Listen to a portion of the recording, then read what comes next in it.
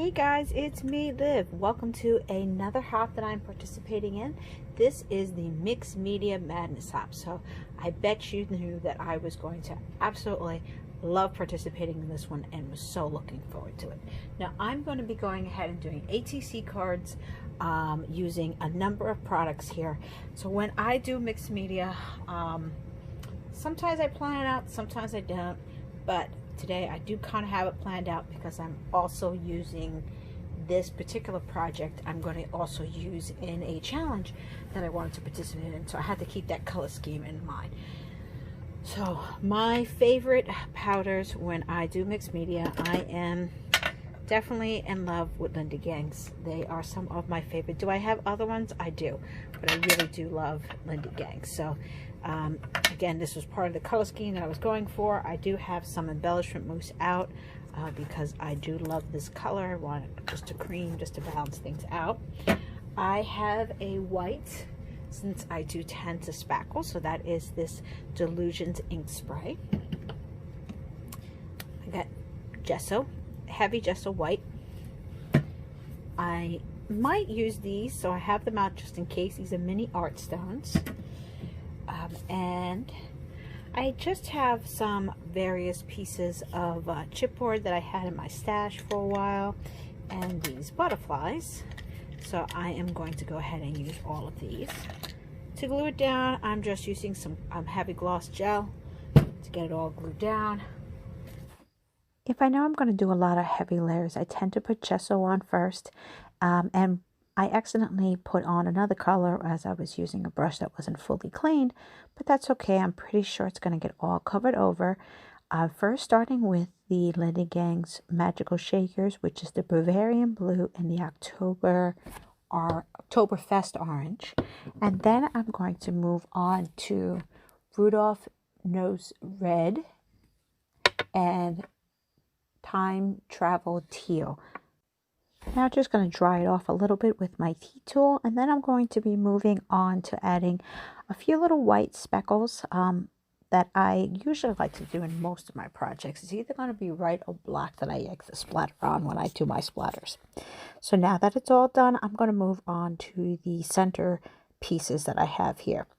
Now these are some chipboard I've had in my stash for I don't even know how long. I'm going to add a little bit of gesso onto it, and then also put some gesso on these butterflies because I want to change their color and I want them to keep that wood look.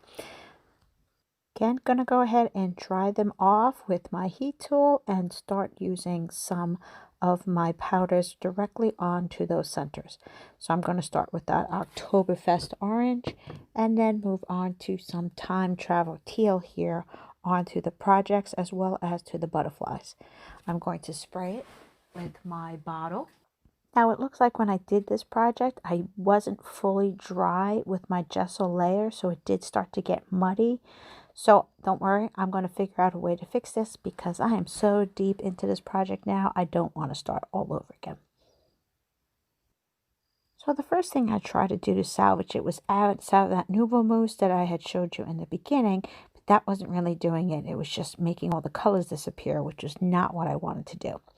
So then I decided to move on and pull out some of my Distress Oxides inks to see whether or not that would help out. And it definitely did the trick. It was able to bring back the orange color that I was looking for, as well as that turquoise color that I was looking for this project. I'm going to go ahead and add some of the fibers that I have here for on top of the center. So it goes underneath the butterfly when I go ahead and mount them up. And then I'll finish doing a little bit of spraying on them so that I can get the color consistency that I am looking for. Next, I'm going to move on to actually assembling the rest of the cards here so that it can all go together. I found that this particular one didn't have as much of the turquoise that I wanted, so I decided I was going to hit it really quickly with a little bit of this embossing powder that I have. So I used my Versamark pad there and went ahead and dried that embossing powder on there. Next, I'm going to do some random stamping on the backgrounds using some black Stays-On ink. I believe that is a stamp I have in my stash. It's a Prima stamp. just to, again, bring it all together, and go ahead and add all the centers on now. Now that I have the assembly of the cards all completed, the next step is just adding the sentiment. Can't forget just a little bit more white splatter because I just love that effect. Then I'm going to move on to doing some embossing, again using my Versamark ink and that turquoise embossing powder that I had used earlier on one of the cards. Going to dry it with my heating tool, and I'm actually going to cut out the strips because I'm going to be using 3 of the strips on my cards themselves and not using the whole sentiment as one. So I'm going to center them onto the butterfly and go ahead and glue them down. And for one of my final steps, I decided I did want to add those mini art stones. So I'm going to go take out my gel again and add it into 2 certain areas, getting all those stones on to the cards.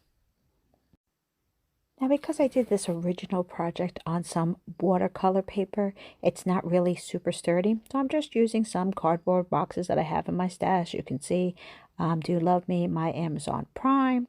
So it's a great reuse of resources just to make sure that it makes it very sturdy for the backing.